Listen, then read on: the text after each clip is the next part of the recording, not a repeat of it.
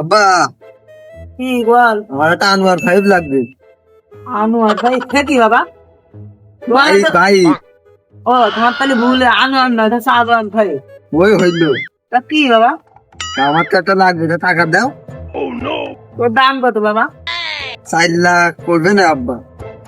বাবা, সাইজ তো নেই, দুই আছে, দুই নেবা?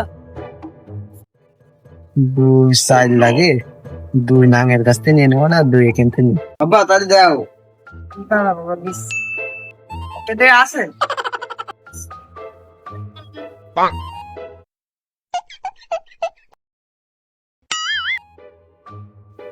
আব্বা তুমি কি দিলে? আমি তো এই 2 কথা বলিনি, আমি অন্য 2 কথা বলেছি।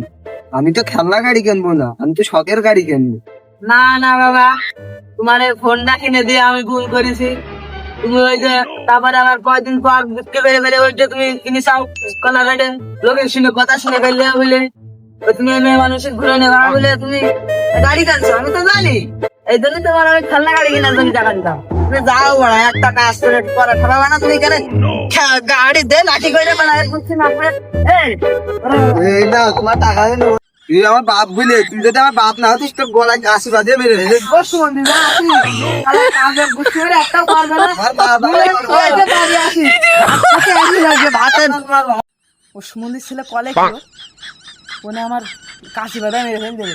সারা জীবন খাবে কি করলাম ও সুমন্দির? ও সুমন্দির যে বাড়ি আসুক, ওর গোষ্ঠী না খাবে আমার আর যে কথা নেই।